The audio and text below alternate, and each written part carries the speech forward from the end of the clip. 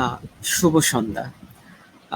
Chirac Bangladesh আয়োজিত আজকের টক শোতে আমরা বেসিক্যালি নিউট্রিশনের বেশ কিছু বিষয় নিয়ে আমরা আলোচনা করতে যাচ্ছি। সিরাক বাংলাদেশ কৈশোরদের এবং তরুণদের স্বাস্থ্য নিয়ে দীর্ঘদিন যাবৎ কাজ করে যাচ্ছে বিভিন্ন ফিল্ডে। তারই ধারাবাহিকতায় আমরা আজকেও ঠিক আহ, তরুণ এবং কিশোরদের জন্য আরেকটি বিষয়কে মাথায় রেখেছি যে আমাদের বাংলাদেশের বেশিরভাগ মানুষের যে নিউট্রিশনের তরুণ এবং কিশোরদের মধ্যে নিউট্রিশনের একটা ঘাটতি আমরা দেখতে পাচ্ছি। তো সেই জায়গাটাকে ফোকাস করে বেসিক্যালি সিরাত একটি নতুন প্রোগ্রামকে হাতে নিয়েছে, যেটাকে আমরা নিউট্রিটেন্স বলছি। সেই প্রোগ্রামের আওতায় আজকে আমাদের এই টক শো, আজকের আলোচনার বিষয় nutrition education and healthy dietary practices for adolescent. আজকে আমাদের এই টক শোতে আমাদের সাথে যুক্ত আছেন সিরাত বাংলাদেশের নির্বাহী পরিচালক জনাব এস এম সৈকত স্যার, এবং আমাদের সাথে আছে আরও আছেন Ashfia Azim madam, deputy country director nutrition international. আমাদের সাথে আরও আছেন Sirajum Monira, diet consultant and obesity management specialist, এবং আমাদের সাথে আরও দুইজন ভলেন্টিয়ার যুক্ত আছেন যারা সিরাক বাংলাদেশে একজন ইউথ ভলেন্টিয়ার সোমাইয়া আক্তার, যিনি মিরপুর মাজার রোড এরিয়াতে কাজ করছেন, এবং আমাদের সাথে আছেন ফায়দাবাদের একজন অ্যাডোসেন্ট ভলেন্টিয়ার প্রান্ত আহসান। সবাইকে স্বাগত জানাচ্ছি আমাদের আজকের এই টক শোতে, এবং আমাদের সাথে লাইভে যারা যুক্ত হয়েছেন সকলের প্রতি শুভকামনা রইল। আশা করছি আজকের আলোচনা থেকে আপনারা বেশ কিছু তথ্য গ্রহণ করতে পারবেন, এবং আমাদের এই আলোচনার পরিপ্রেক্ষিতে আপনারা যদি কোনো কোশ্চেন থেকে থাকে সেই জায়গাগুলোতেও আপনারা আমাদেরকে কোশ্চেন করতে পারবেন। তো আমি প্রথমেই সিরাক বাংলাদেশের নির্বাহী পরিচালক জনাব এস এম কাছে চলে যাব। স্যার, যদি একটু বলতেন এই যে আমাদের এই প্রোগ্রামটা সম্পর্কে একটু ছোট করে বলতেন, এবং আজকের যে আলোচনার যে বিষয়টা সেই বিষয় সম্পর্কে যদি আপনি একটু আমাদের সাথে আলোচনা করতেন। ধন্যবাদ নাজমুল, এবং একই সাথে আমার সাথে উপস্থিত অন্যান্য যারা আজকে বক্তব্য রাখবেন আজকের এই নিউট্রিটিন্স টক শোতে, আপনাদের সকলকে আমি আরেকবার সিরাকের পক্ষ থেকে স্বাগত জানাচ্ছি। আমরা সকলেই জানি যে বাংলাদেশের 1/3 জনগোষ্ঠী যারা তরুণ এবং কিশোর কিশোরী, এবং এই বিশাল এক জনগোষ্ঠীর কথা বলার জন্যে তাদের ভালো মন্দ, স্বাস্থ্য এবং পুষ্টি এই বিষয়গুলি নিয়ে কথা বলার জন্য আমরা খুব বেশি জায়গা পাই না। আমরা মনে হয় যে বিশেষ করে যদি নীতি নির্ধারণী পর্যায়ে দেখি, সেখানে আমার কাছে মনে হয় যে আমরা দীর্ঘদিন কাজ করেছি। আমার কাছে মনে হয়েছে যে আমরা হয়তোবা কিশোর কিশোরীদের ভয়েস, মানে তাদের কথাগুলিকে আমরা হয়তোবা সেখানে খুব বেশি নিতে পারছি না। তো এই উপলব্ধি থেকেই আসলে নিউট্রিটিন্স যাত্রা শুরু করে, এবং নিউট্রিটিন্স নেটওয়ার্কে যারা কিশোর কিশোরী এবং অ্যাডোলেসেন্ট এবং যারা হচ্ছে আমাদের তরুণ বন্ধুরা কাজ করছেন, এবং তারা এখানে নলেজ এক্সচেঞ্জ সহ বিভিন্ন ধরনের সচেতনতামূলক কাজের সাথে সম্পৃক্ত আছেন। আমরা সবাই একটি চমৎকার উদ্দেশ্য নিয়ে কাজ করছি। তা হচ্ছে যারা সবচাইতে বেশি ভালনারেবল, যাদেরকে বলবো আমি সবচাইতে বেশি দুর্বল, যাদেরকে বলবো সবচাইতে বেশি সুবিধা বঞ্চিত, সেই জনগোষ্ঠীর যারা কিশোর এবং কিশোরী রয়েছেন, যাদের বয়স 10 থেকে 19 বছর, আমরা তাদের পুষ্টি এবং স্বাস্থ্য সচেতনতা নিয়ে আমরা আলোচনা করছি। এবং আজকের এই টক শো আশা করছি আমাদের 4 জন চমৎকার বক্তা, এবং আমি ব্যক্তিগতভাবে তাদের অনেককেই চিনি, তারা চমৎকার কাজ করছেন, এবং একই সাথে যেমন রয়েছেন অভিজ্ঞ ডায়েটিশিয়ান, তেমন রয়েছেন পলিসি লেভেলে নিউট্রিশন নিয়ে কাজ করছেন এমন নেতা, রয়েছেন কিশোর কিশোরীদের নেতৃত্ব। এই নেতৃস্থানীয় মানুষেরা যখন কথা বলবেন, সিভিল সোসাইটির একটি কালেকটিভ ভয়েস এটি আমি বলবো, এবং এখান থেকে আমাদের আজকে যারা দর্শক শ্রোতা রয়েছেন তাদের কাছে হয়তোবা কিছু চমৎকার বার্তা আজকে যাবে। এবং একই সাথে আমরা মনে করছি যে এই টক শোর আলোচনার যে বিষয়বস্তু, যা আমরা পরবর্তীতে সামাজিক যোগাযোগ মাধ্যম এবং বিভিন্ন প্ল্যাটফর্মে আমরা শেয়ার করব, তার মাধ্যমে যেটি আসবে যে এই আলোচনাটি থেকে কিছু সাজেশন আসবে, কিছু নলেজ এবং ইনফরমেশন আমাদের কিশোর কিশোরী বন্ধুরা যারা আজকের এই টক শোটিকে বিভিন্ন সোশ্যাল মিডিয়া প্ল্যাটফর্মে লাইভ দেখছেন, এবং তারা হয়তোবা প্রশ্নও করবেন, আমি আশা করছি তারা উপকৃত হবেন। এবং একই সাথে আমি মডারেটরকে অনুরোধ জানাবো যে যখন আমাদের বক্তারা কথা বলবেন এর বিরতিতে আপনি চেষ্টা করবেন যে আমাদের কিশোর কিশোরী বা তরুণ বন্ধুদের কিছু প্রশ্ন যেন পরবর্তী বক্তার কাছে বা আগের বক্তার সম্পূরক প্রশ্ন হিসেবে আপনি উপস্থাপন করতে পারেন। তো আমি খুবই আনন্দিত এবং আপনাদের সকলকে আরেকবার স্বাগত জানিয়ে আমি আমার বক্তব্য শেষ করছি এবং ডেফিনেটলি যে আমি নিজেও আপনাদের বক্তব্য শোনার জন্য, আপনাদের কথা এবং আলোচনা শোনার জন্য আমি খুবই উদ্বেলিত হয়ে আছি। এবং ধন্যবাদ সকলকে এবং আমি মডারেটরের কাছে ফিরে যাচ্ছি। ধন্যবাদ।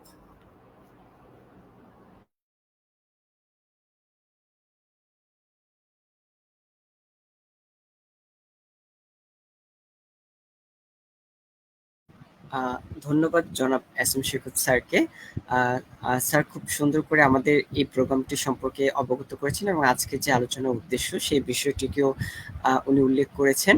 এবং অবশ্যই আমি আমাদের যারা আজকে দেখছেন, আমাদেরকে শুনছেন, তাদের প্রশ্নগুলো আমরা নেওয়ার চেষ্টা করব। তো আমি এই মুহূর্তে যেতে চাচ্ছি আশফিয়া আজিম ম্যামের কাছে। ম্যাম, আপনি প্রথমে একটু ছোট করে আপনার পরিচয়টাও দিয়ে নিবেন। আমি তো দিয়েছি, বাট আপনি আপনার পরিচয়টা একটু ছোট করে সবার উদ্দেশ্যে দিবেন। আর আপনার কাছে আমার যে প্রশ্নটা থাকবে বেসিক্যালি, আমরা জানি যে নিউট্রিশন ইন্টারন্যাশনাল পুষ্টি শিক্ষা প্রতিষ্ঠান ভিত্তিক কার্যক্রম পরিচালনা করেছে। সেই অভিজ্ঞতার ভিত্তিতে বিদ্যালয়ের বাইরেও বিশেষ করে কমিউনিটিতে কিভাবে কিশোর কিশোরীদের পুষ্টি সচেতনতা বৃদ্ধি করা যেতে পারে, এই বিষয় সম্পর্কে যদি আপনি আমাদেরকে কিছু। ধন্যবাদ নাজমুল। আমি আমার পরিচয় দিয়ে শুরু করছি। আমার নাম আসফিয়া আজিম। আমি নিউট্রিশন ইন্টারন্যাশনাল নামে একটা কানাডা ভিত্তিক প্রতিষ্ঠান আছে, সেখানে আমি ডেপুটি কান্ট্রি ডিরেক্টর হিসাবে কাজ করছি এবং আমার কাজের বিভিন্ন প্রোগ্রাম এবং কর্মসূচি যেগুলো আমি দেখি তার মধ্যে কিশোর কিশোরীদেরকে নিয়ে কিশোর কিশোরীর পুষ্টি প্রোগ্রাম এটা অন্যতম একটি জায়গা যেখানে আমি অনেক দিন ধরে কাজ করে আসছি। তো আপনার প্রশ্নের জবাব যদি আমি দিতে চাই যে হ্যাঁ, নিউট্রিশন ইন্টারন্যাশনাল আসলে সরকারের সাথে কাজ করছে। আপনারা জানেন যে সরকার কিন্তু এখন বিভিন্ন স্কুলগুলোতে নিউট্রিশন এডুকেশনের জন্য কাজ করছে এবং তার পাশাপাশি তারা মেয়েদের আয়রন ফলিক অ্যাসিড ট্যাবলেটও খাওয়ানোর একটা কর্মসূচি তারা নিয়েছে। এখন সরকারের এই কাজের সহযোগিতা করার জন্য নিউট্রিশন ইন্টারন্যাশনাল পাশে আছে এবং আমরা যেটা করে থাকি, আমরা সরকারকে বিভিন্ন ধরনের কারিগরি সহযোগিতা দিয়ে আসি। যেমন আমরা বিভিন্ন ধরনের ট্রেনিং অ্যারেঞ্জ করা, তারপরে সাপ্লাই চেইন ম্যানেজমেন্ট, এই কাজগুলো কিন্তু আমরা সরকারকে সহযোগিতা করে আসছি। তো বর্তমানে আমরা 10টা ডিস্ট্রিক্টের 2200-র বেশি স্কুলে আমরা কিন্তু কিশোর কিশোরীদের পুষ্টি বিষয়ক কর্মসূচিটা পালন করে আসছি, কাজ করছি এখানে। আচ্ছা, এখন এখানে কাজ করতে যে আমরা যেটা দেখেছি সেটা হচ্ছে যে স্কুলে তো আমরা বাচ্চাদেরকে আয়রন ফলিক অ্যাসিড ট্যাবলেট খাওয়াচ্ছি, স্কুলের বাচ্চাদেরকে আমরা পুষ্টি বিষয়ক বিভিন্ন ধরনের মানে কর্মশালার আয়োজন করছি, বিভিন্ন ধরনের সচেতনতামূলক মানে কর্মকাণ্ড আমরা চালাচ্ছি।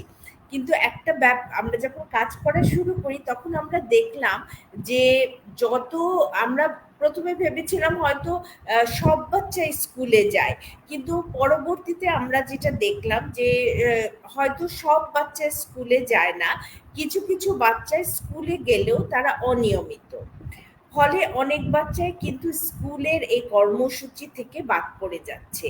তারা নিয়মিতভাবে আয়রন ফলিক অ্যাসিড ট্যাবলেটটা যেমন খাচ্ছে না, একইভাবে দেখা যাচ্ছে যে তারা নিউট্রিশন রিলেটেড সচেতনতামূলক যেই সমস্ত কর্মকাণ্ডগুলো চলে সেগুলোতেও তারা অংশগ্রহণ করতে পারছে না। তাহলে আসলে আমাদেরকে কি করতে হবে? তখন আমরা যেটা করলাম, আমরা সরকারের সাথে আলোচনার ভিত্তিতে সরকার আমাদেরকে বললেন যে আমরা যেন অপারেশনাল গাইডলাইন ফর মানে আউট অফ স্কুল অ্যাডোলেসেন্ট এদেরকে নিয়ে আমরা যদি একটা নির্দেশিকা তৈরি করতে পারি, তাহলে সেই নির্দেশিকা থেকে আমরা জানতে পারবো যে যে সমস্ত বাচ্চারা আমাদের আউট অফ স্কুলে আছে, যারা স্কুলে নিয়মিত যাচ্ছে না, তাদেরকে আমরা কিভাবে কমিউনিটির মধ্য থেকে খুঁজে এনে তাদেরকে আমরা পুষ্টি বিষয়ক সচেতনতাটা বৃদ্ধি করব, এবং এর পাশাপাশি এই বাচ্চাগুলো যারা নিয়মিতভাবে স্কুলে যাচ্ছে না, তারা যেন প্রতিদিন, সরি নট প্রতিদিন, তারা মাসে যেন 4টা আয়রন ট্যাবলেট গ্রহণ করতে পারে, সেই সুযোগ এবং সহজলভ্যতাটা যেন আমরা তৈরি করে দিতে পারি।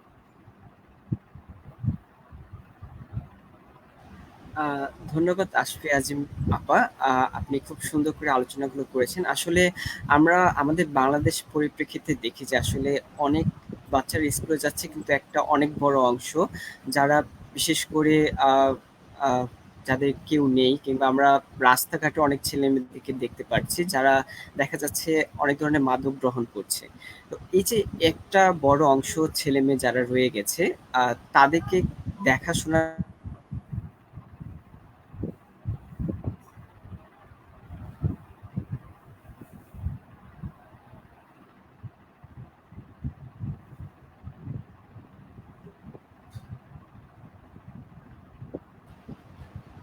কথা কি শোনা যাচ্ছে? নাজমুল, আপনি আপনার কথা কিছুটা ব্রেক করেছিল, তো আপনি যদি কষ্ট করে আরেকবার আপনার প্রশ্নটা রিপিট করেন ভালো হয়। ওকে। দুঃখিত আসলে নেটওয়ার্ক সমস্যার জন্য। আপা, আমি আসলে বলছিলাম যে আমরা আসলে এখন অনেক ছেলে মেয়েদেরকে দেখতে পারি কিশোর বয়স কিংবা শিশু বয়সের, যারা আসলে আমরা পথে ঘাটে যাদেরকে দেখতে পারি, তাদের থাকার কোনো জায়গা নেই বা ঘর নেই। এরকম অনেক ছেলেদেরকে আমরা দেখছি যে তারা মাদকে আসক্ত হয়ে পড়ছে, বিভিন্ন ধরনের মাদক গ্রহণ করছে। তো এই যে একটা বড় অংশ ছেলেমেয়েরা বা কিশোর-কিশোরীরা যে রয়ে গেছে, এই দিকটা থেকে কি আপা আপনারা কিংবা আমাদের সরকার থেকে কোনো ধরনের চিন্তা ভাবনা করছে কিনা বা আছে কিনা ভবিষ্যতের জন্য? আমি বিশ্বাস করি যে সরকার অবশ্যই এই ব্যাপারে সচেতন, এবং সরকার এই সমস্ত অ্যাডোলেসেন্টকে নিয়ে, কিশোর কিশোরীদেরকে নিয়ে চিন্তা ভাবনা করছেন। হ্যাঁ, কারণ সরকার খুব ভালো করেই জানেন আজকের কিশোর কিশোরী আগামী দিনের ভবিষ্যৎ। ফলে একটা অংশকে যদি আমরা বাদ দিয়ে কাজ করি, তাহলে কিন্তু আমরা এর পূর্ণ সদ্ব্যবহার করতে পারবো না সরকারের যে কর্মসূচিগুলো আছে সেখানে। আপনি খুব রাইটলি মেনশন করেছেন, যেমন ধরেন এই যে বিভিন্ন আরবান অঞ্চলগুলোতে সিটি কর্পোরেশন বলেন কিংবা বিভিন্ন নগর শহরাঞ্চলের অনেক জায়গায় কিছু কিছু ছেলে মেয়ে যাদেরকে আমরা দেখি তারা স্কুলে যাচ্ছে না, তারা বিভিন্ন ধরনের রাস্তাঘাটে তো আছেই, পাশাপাশি তারা বিভিন্ন ধরনের কর্মকাণ্ডের সাথে জড়িত। দেখা যায় যে কিছু কিছু কিশোর কিশোরীরা হোটেল রেস্টুরেন্ট এই সমস্ত জায়গায় কাজ করছে, কেউ বাসা বাড়িতে কাজ করছে, কেউ ছোট ছোট কলকারখানায় কাজ করছে, এমনকি গার্মেন্টস ফ্যাক্টরিতেও কিন্তু আমরা দেখি একটা বড় অংশের কিশোর কিশোরী যাদের বয়স 18 বছরের নিচে তারা কাজ করছে। ফলে কিন্তু এই সমস্ত কিশোর কিশোরীরা আমাদের গভর্নমেন্টের যেই মানে কর্মসূচিগুলো আছে সেগুলো সুযোগ বা সুবিধা কোনোটাই তারা গ্রহণ করতে পারে না, এটা আমি বলবো। আপনার প্রশ্নটা যদি আরেকবার বলেন তাহলে ভালো হয়, উত্তরটা দিতে পারি।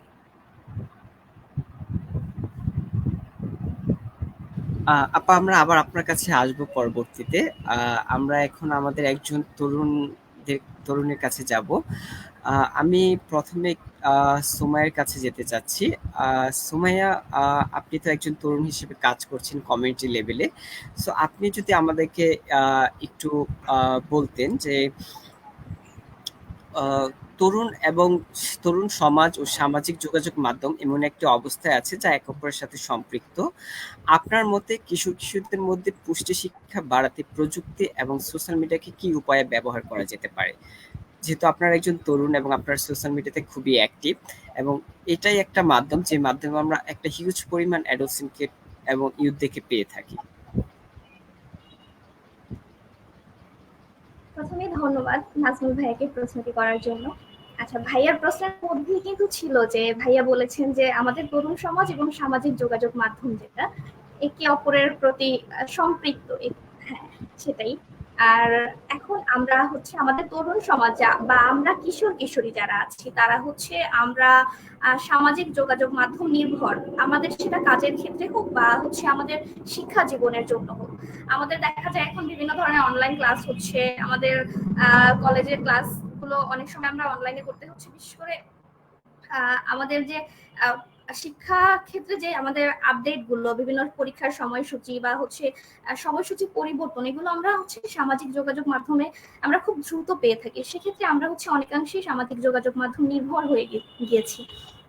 তো সেক্ষেত্রে আমাদের যদি আমরা সামাজিক যোগাযোগ মাধ্যমের মধ্যে যেগুলো আমরা বিশেষ করে ব্যবহার করে থাকি আমাদের তরুণ সমাজ, সেটার মধ্যে কিছু হচ্ছে ফেসবুক, ইনস্টাগ্রাম, তারপরে হচ্ছে আপনার হোয়াটসঅ্যাপ, এছাড়াও নানান ধরনের সামাজিক যোগাযোগ মাধ্যম আমাদের রয়েছে।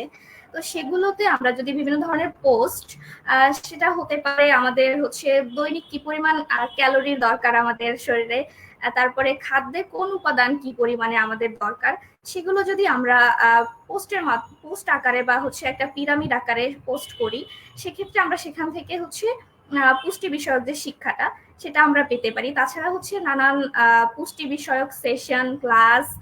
এছাড়া আমি ব্যক্তিগতভাবে যদি বলি, সেক্ষেত্রে আমি বিভিন্ন ধরনের পেজ বা গ্রুপ ফলো করি, যেখানে হচ্ছে আমি বিভিন্ন ছোটখাটো পুষ্টি বিষয়ক টিপস, আমাদের কি ধরনের, যে আমরা কিশোরীরা আসলে এই বয়সে একটু সৌন্দর্য সচেতন হয়ে থাকি বা বিভিন্ন ধরনের আমাদের কিউরিসিটি হয়ে থাকে, সেক্ষেত্রে আমার কি খেলে আমার ত্বকটা ভালো থাকবে বা আমার শরীরটা ভালো থাকবে, এই বিষয়গুলোর জন্য আমি নানা ধরনের পেজ, গ্রুপ, পুষ্টি সম্পর্কিত ফলো করে থাকি। তো এই ব্যাপারটা আমরা যদি একটু মেনটেন করে থাকি, সেক্ষেত্রে আমরা বলা যায় যে আমাদের পুষ্টি বিষয়ক শিক্ষাটা নিশ্চিত করতে পারবো। এছাড়াও আমরা যদি বলি, বিভিন্ন সেশন নেয়ার পরে আমাদের সেই সেশন ওয়াইজ যদি ছোট ছোট কুইজ রাখা হয়, তো সেই কুইজের উত্তর দেওয়ার মাধ্যমে আমরা কিশোর কিশোরী বা তরুণ সমাজ পুষ্টি বিষয়ক শিক্ষাটা পেতে পারবো। ধন্যবাদ ভাইয়া। ধন্যবাদ সুমাইয়া, খুব সুন্দর করে সোশ্যাল মিডিয়ার কে আমরা যেভাবে কাজে লাগতে পারি সেই বিষয়টিকে তুলে ধরার জন্য। আমি এই মুহূর্তে চলে যেতে চাচ্ছি সিরাজুল মুনিরা আপার কাছে। সিরাজুল মুনিরা আপা একজন diet consultant and obesity management specialist. তো আপার কাছে আসলে আমার প্রশ্ন, একজন পুষ্টিবিদ হিসেবে আপনার মতে কিশোর কিশোরীদের ক্ষেত্রে ফ্যাট ডায়েট বা চরম খাদ্যাভ্যাসের সাথে সম্পর্কিত ঝুঁকিগুলো কি, এবং কিভাবে তারা স্বল্প মেয়াদী প্রবণতার চেয়ে দীর্ঘমেয়াদী স্বাস্থ্যকে অগ্রাধিকার দিতে পারে? এবং একই সাথে একজন আমাদের কমেন্ট করেছে যে ওজন বাড়ানোর জন্য কি করা উচিত। তো আপা এই দুইটা জায়গা আপনি যদি mention. Thank you Nazmul Hasan, আপনাকে অনেক ধন্যবাদ। সর্বপ্রথম আমাদেরকে জানতে হবে যে আসলে এই যে আমাদের বয়সন্ধিকাল বা হচ্ছে কিশোর কিশোরীদের যে সময়টা, সেই সময়টাতে আসলে কি ধরনের পুষ্টি আমাদের দরকার। ঠিক আছে, ফ্যাট ডায়েট আসতেছে অনেক পরে, কারণ এখনকার সবাই সোশ্যাল মিডিয়া ইউজ করার কারণে, যেরকম সুমাইয়া বললো যে উনি স্বাস্থ্য সম্পর্কে সচেতন থাকার কারণে দেখা যায় কিশোর কিশোরীদের হচ্ছে একটু ব্রণের একনি প্রবলেম হয়, স্কিনের প্রবলেম হয়, বডি শেপিং এর একটু চেঞ্জেস আসে। সেই ক্ষেত্রে তারা হচ্ছে এই ধরনের নিউট্রিশন গ্রুপ গুলো বা ছোট ছোট জায়গায় খোঁজাখুঁজি করে, এরকমের খোঁজাখুঁজি করে। এবং হচ্ছে সাথে সাথে কি ধরনের প্রচারণামূলক যে ডায়েট গুলো চলছে, যেটাকে আপনি বলছেন ফ্যাট ডায়েট, আমরাও ফ্যাট ডায়েট বলি, সেই ফ্যাট ডায়েট গুলো খুব খুব মানে কি বলে ঝড়ের গতিতে ছড়িয়ে যাচ্ছে সোশ্যাল মিডিয়া গুলোতে, যার একটা মানে হচ্ছে ডার্ক সাইড হচ্ছে যে কিশোর কিশোরীদের বয়সে যেই সময় তাদের খুব বেশি পরিমাণ পুষ্টির দরকার ছিল, সেই পুষ্টি গুণ সমৃদ্ধ খাবারগুলো থেকে তারা পিছিয়ে যাচ্ছে, এবং তারা সাথে সাথে ম্যালনিউট্রিশন, যেটাকে আমরা বলছি অপুষ্টিহীনতা, সেটাতে ভুগছে। সেটা হতে পারে ওবেসিটি, সেটা হতে পারে আন্ডারওয়েট। যেমন হচ্ছে একজন জিজ্ঞেস করছেন যে কিভাবে সে ওজন বাড়াতে পারেন, মানে হচ্ছে সে কিন্তু ওজন আধিক্য না, ওজনহীনতায় ভুগছেন, মানে কম ওজনে আছেন, সেখান থেকে তিনি কিন্তু ওজন বাড়াতে চাচ্ছেন। তেমনি ওজন যার বেড়ে যাচ্ছে সেটাও কিন্তু অপুষ্টি, এটাও এক ধরনের অপুষ্টি। তো এই ধরনের ফ্যাট ডায়েট গুলো দেখা যাচ্ছে যে কখনো কখনো তাদেরকে অপুষ্টিহীনতার মানে ওজন আধিক্যে নিয়ে যাচ্ছে, আবার কখনো কখনো ওজনহীনতায় নিয়ে যাচ্ছে। এবং সাথে সাথে প্রচুর পরিমাণে একনি, হরমোনাল ইমব্যালেন্স, সাথে সাথে চুল পড়ে যাওয়া, তার স্কিনের ডিজিজ গুলো হয়ে যাচ্ছে, যার কারণে দেখা যাচ্ছে যে শিশু কিশোরীরা খুব বেশি পরিমাণে মানে কিশোর কিশোরীরা খুব বেশি পরিমাণে অপুষ্টিহীনতায় চলে যাচ্ছে। ফ্যাট ডায়েট গুলোর মধ্যে এখন সব থেকে প্রচলিত একটা ডায়েট আছে, সেটা হচ্ছে কিটো ডায়েট। এই ডায়েট করে সবাই মোটামুটি দেখা যাচ্ছে যে আয়রন ডেফিসিয়েন্সিতে ভুগছে। এটা আমি অ্যাডাল্টদের ক্ষেত্রে বলছি, কিন্তু অ্যাডোলেসেন্টদের ক্ষেত্রে বা কিশোর কিশোরীদের ক্ষেত্রে এই বয়সে যেমন আসফিয়া আজিম আপা বললেন যে হচ্ছে তারা মেয়েদেরকে কিশোরীদের জন্য আয়রন এবং ফলিক অ্যাসিড সাপ্লিমেন্ট দেওয়ার জন্য একটা প্রচারণামূলক ক্যাম্পেইন চালাতে কর্মসূচি হাতে নিয়েছেন। কিন্তু এই যে ফ্যাট ডায়েট গুলো করার কারণে এইসব কিশোরীদের মধ্যে যে আমরা জানি যে কিশোরীদের একটা মাসিক শুরু হয়, মেনার্কি শুরু হয়, সেই সময় তাদের আয়রন এবং ফলিক অ্যাসিড অধিক পরিমাণে দরকার হয় তার শরীরে। কিন্তু ফ্যাট ডায়েট গুলো করার কারণে যেহেতু তার শারীরিক একটা চেঞ্জেস আসে, কিছু সময় ক্ষেত্রে ওজন আধিক্য দেখা দেয় এবং সাথে সাথে তার বডির একটা পার্টসের তার না তাদের বডির পার্টস গুলো হচ্ছে চেঞ্জেস আসে, সেজন্য কিন্তু তারা এই খাদ্য যে খাবারের যে চেঞ্জেস সেখানে কিন্তু দেখা যায় যে খাবারগুলো পুষ্টি সমৃদ্ধ সেগুলো কমিয়ে ফেলে এবং দেখা যায় যে তারা অপুষ্টিহীনতায়, বিশেষ করে এই যে আয়রন ডেফিসিয়েন্সি এনিমিয়া, এটাতে পড়ে যায়। আয়রন ডেফিসিয়েন্সি এনিমিয়াতে পড়ে গেলে একটা কিশোরীদের যেমন হচ্ছে মেনস্ট্রুয়েশন প্রবলেম শুরু হয়ে যায়, সাথে সাথে কিন্তু হেয়ার ফল শুরু হয়ে যায় এবং হচ্ছে তার বোন ডেনসিটি কমতে থাকে, ক্যালসিয়ামের ঘাটতি শুরু হয়ে যায়, ভিটামিন ডি ঘাটতি শুরু হয়ে যায়। শুধু যে কিশোরীদের জন্য তা না, একজন কিশোর কিন্তু সেম প্রসেস দিয়ে যেতে থাকে, যার কারণে দেখা যাচ্ছে তার এই যে সময়টা, যে সময় হচ্ছে নিউট্রিশন তার শরীরে একদম পুঙ্খানুপুঙ্খ বসানোর কথা ছিল এবং পরবর্তী লাইফে অ্যাডাল্টহুড থেকে শুরু করে তার আফটার লাইফের জন্য যে নিউট্রিশন গুলো পূরণ করার কথা ছিল, যেহেতু এই সময় সব থেকে বেশি হরমোনাল ইমব্যালেন্স হয়, সেখানে কিন্তু সে ঘাটতি নিয়ে বড় হচ্ছে। এবং এর সাথে সাথে এই সময় কিন্তু আমাদের দেশে কিশোর কিশোরীরা সব থেকে ব্যস্ততামূলক সময় পার করে, বিশেষ করে আরবান অঞ্চলে। দেখা যাচ্ছে যে সকালবেলা ঘর থেকে বের হয়ে যাচ্ছে এবং সে রাতের বেলা 10টা 11টা 12টার সময় ঘরে পৌঁছাচ্ছে এবং এই সময় কিন্তু তার সাথে হেলদি ফুড বলতে কিছুই থাকছে না, যেহেতু আমাদের রাস্তাঘাটে খাবার এবং হচ্ছে ক্যান্টিনের খাবার, স্কুলের খাবারগুলো ছাড়া তার সাথে সারাদিনে ক্যারি করে বাসা থেকে নিয়ে যাওয়ার মতো অ্যাবিলিটিও থাকছে না, বিকজ অফ বিশাল একটা ব্যাগের চাপ থাকে, বই খাতা নিয়ে যাওয়ার চাপ থাকে।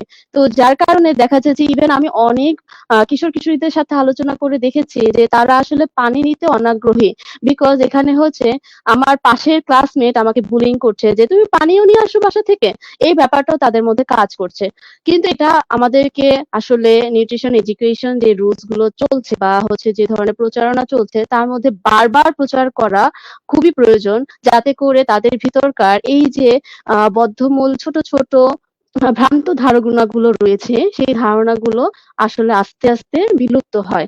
একেবারে চলে যাওয়া হয়তো মানে যাবে না, কিন্তু আমরা যদি খুব বেশি করে প্রচারণা চালাই তাহলে সেই ক্ষেত্রে কিন্তু আমরা আসলে এই যে তাদের ঘাটতিগুলো হচ্ছে, বিশেষ করে iron deficiency, folic acid deficiency, বি12 ডেফিসিয়েন্সি এবং ভিটামিন ডি এবং হচ্ছে জিঙ্কের ডেফিসিয়েন্সি হচ্ছে এই সময়টাতে, সেটা কিন্তু ঘাটতি পূরণ করা সম্ভব।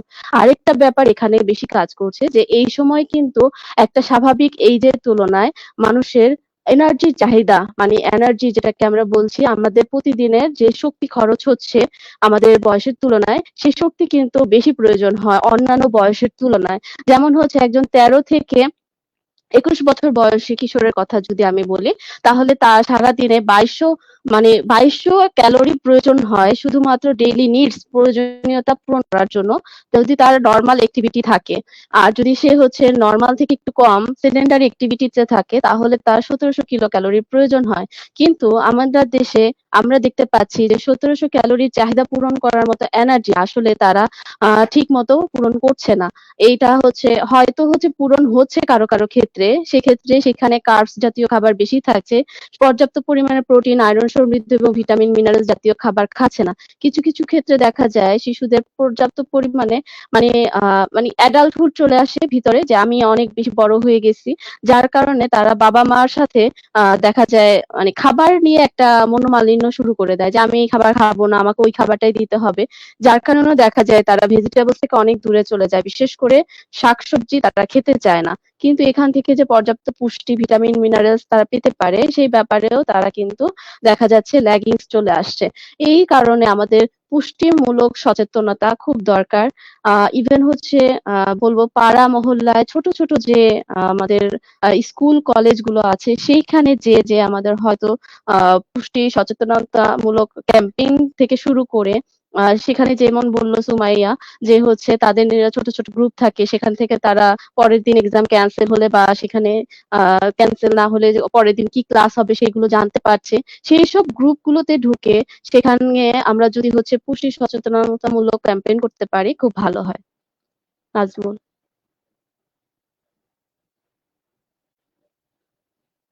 আমাকে শোনা যাচ্ছে?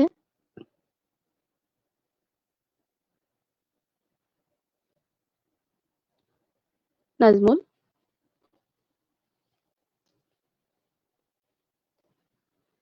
মনে হয় নেটের ডিস্টার্ব হচ্ছে।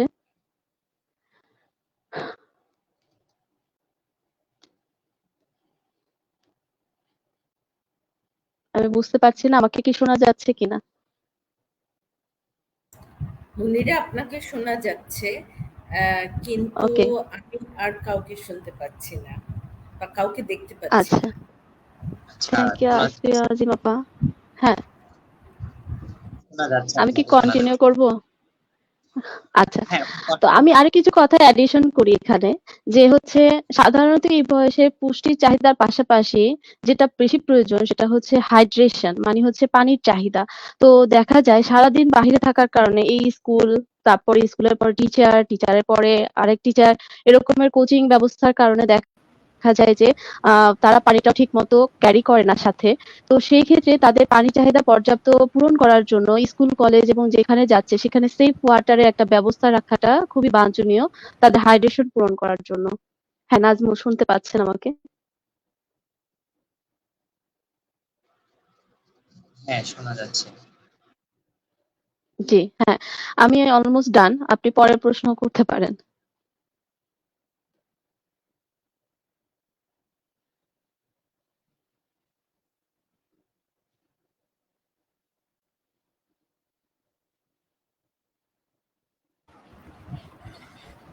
আমার মনে হয় নাজমুলের ইন্টারনেটের সমস্যা। আচ্ছা, আমি আমার ঠিক আছে। ধন্যবাদ সিরাজুল মুনিরা আপাকে। আপা আসলে যেটা বলছিলেন যে আসলে শাকসবজি থেকে আসলে আমাদের ছেলেমেয়েরা বর্তমান কিশোর-কিশোর এবং তরুণরা অনেক দূরে সরে যাচ্ছে। আমি এই কথাটাকে ধরে আসলে আমি এখন চলে যাব প্রান্তর কাছে। প্রান্ত আহসান, আপনি যদি একটু বলতেন যে আমরা আসলে বর্তমান তরুণদের মধ্যে অনেককেই দেখি যারা ফাস্ট ফুড কিংবা কোমল পানীয়ের প্রতি ঝুঁকে পড়ছে। একজন তরুণ হিসেবে আপনি বিষয়টিকে কিভাবে দেখছেন?